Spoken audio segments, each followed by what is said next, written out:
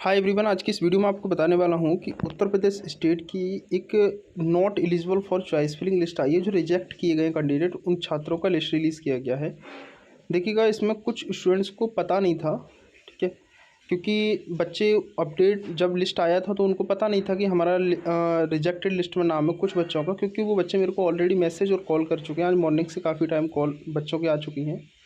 उनका ये कहना है कि सर लिस्ट आई हुई है, उसमें हमारा भी नाम है, क्योंकि हमने देखा नहीं था। और यूपी जो काउंसलिंग अथॉरिटी है नीट का, उसने बच्चों को मौका दिया था नोटिफिकेशन रिलीज़ करके कि 25 अगस्त शाम 8 बजे तक आपके पास समय रहेगा कि आप जा कर के जो पोर्टल है यूपी का, वहाँ जा कर के आप अपने करेक्शन को, जो गलतियाँ हैं उनको सही कर लें। किसी छात्र के डॉक्यूमेंट्स की वजह से, तो किसी छात्र की सिक्योरिटी ना जमा करने की वजह से वो बच्चा एलिजिबल नहीं किया गया है चॉइस फिलिंग के लिए, ठीक है। तो यहाँ पर कितने बच्चे हैं मैं आपको प्रॉपर बता देता हूँ। और फ्रेंड्स, पहली बार चैनल पर विजिट कर रहे हो तो चैनल को सब्सक्राइब कर लें। यहाँ पर 477 कैंडिडेट है, 477 जो कैंडिडेट एलिजिबल नहीं है, ठीक है। क्यों एलिजिबल नहीं है? क्योंकि इनके डॉक्यूमेंट्स जो है वो रिजेक्ट कर दिए गए हैं किसी कारणवश से। हो सकता है उन्होंने कोई ऐसा डॉक्यूमेंट अपलोड किया हो जो काउंसलिंग अथॉरिटी उसको मना किया हो ऑलरेडी कि भाई ऐसा डॉक्यूमेंट हमें नहीं चाहिए, या फिर ऐसा हो कि उन्होंने कोई गलत डॉक्यूमेंट अपलोड कर दिया, तो कोई एक डॉक्यूमेंट्स इनका रिजेक्ट हुआ है, इसी वजह से चॉइस फिलिंग के लिए एलिजिबल नहीं है। यूपी काउंसलिंग अथॉरिटी ने जो आपको टाइम दिया था, उस टाइम के दौरान, उस टाइम पीरियड तक आपने अगर अपने करेक्शन को सही कर लिया होगा, क्योंकि उसमें भी नोटिफिकेशन में साफ साफ ही मेंशन था कि अगर आप इस टाइम, ये जो आपके लिए अपॉर्चुनिटी प्रोवाइड की गई, अगर ये अपॉर्चुनिटी आप मिस करते हैं तो आपको दोबारा मौका नहीं दिया जाएगा, ठीक है। एक लिस्ट और मैं दिखा देता हूँ, इसमें डॉक्यूमेंट की वजह से ही सभी कैंडिडेट्स रिजेक्ट किए हैं।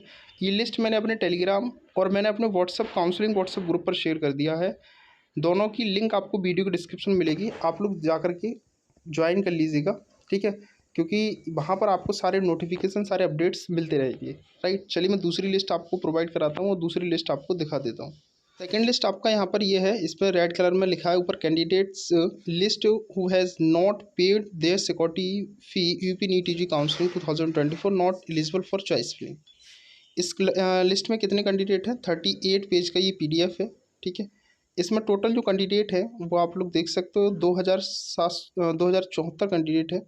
ये जो बच्चों को रिजेक्ट किया गया है वो ये इसलिए किया गया है क्योंकि इन्होंने जो सिक्योरिटी फ़ी है वो सबमिट नहीं की। विदाउट सिक्योरिटी फ़ी सबमिट किए आप एलिजिबल नहीं हो सकते चॉइस फिलिंग के लिए, ठीक है। तो ऐसे सभी कैंडिडेट जिन्होंने अपना करेक्शन कर लिया था उस टाइम पीरियड तक, जो time period UP counselling authority ने दिया था, तब तो वो चॉइस फिलिंग कर सकते हैं, अन्यथा आप चॉइस फिलिंग नहीं कर सकते। अच्छा, सेकंड बात ये है कि देखो, मेरे जो बच्चे पेड काउंसलिंग वाले बच्चे थे उनको तो मैंने अपडेट कर दिया था, ठीक है, कि भाई आपको ही करेक्शन कर लेना है। सेकंड, जिन बच्चों ने काउंसलिंग मेरी नहीं ली थी, ठीक है, तो उन बच्चों के पास अपडेट नहीं पहुंच पाया था। अब बात आती है कि अब इनका क्या होगा, जिनका करेक्शन नहीं हो पाया, जो एलिजिबल अभी भी नहीं है, उन बच्चों के लिए मैं बता दूं, या तो वो सेकंड राउंड के लिए एलिजिबल होंगे। सेकंड राउंड में आपको एक अपॉर्चुनिटी मिलेगी, उस अपॉर्चुनिटी में आप इसको करेक्शन कर सकते हो, ठीक है। तो ये आपके पास अपॉर्चुनिटी रहेगी बेसिकली। अब बात आती है कि पेड काउंसलिंग के लिए क्या बेनिफिट है, पेड काउंसलिंग कैसे ली जाएगी, तो मैं आपको पेड काउंसलिंग के बारे में बता देता हूँ। देखो, पेड काउंसलिंग आप लेते हो तो आपको हर नोटिस, हर स्टेट का अपडेट मिलता रहेगा कि आपको कहाँ क्या करना है, ठीक है।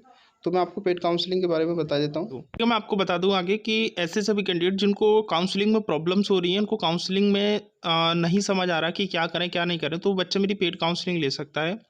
पेड काउंसलिंग में आपको पूरी A to Z जो भी हेल्प होती है सारी हेल्प की जाएगी। All India state Ayush veterinary सारी काउंसलिंग मैं आपको कराऊंगा, ठीक है। ऑल इंडिया स्टेट दोनों की काउंसलिंग कराऊंगा। ऐसा नहीं कि अलग अलग चार्जेस आपसे ली जाएं, एक ही चार्ज में आपकी सारी काउंसलिंग होगी।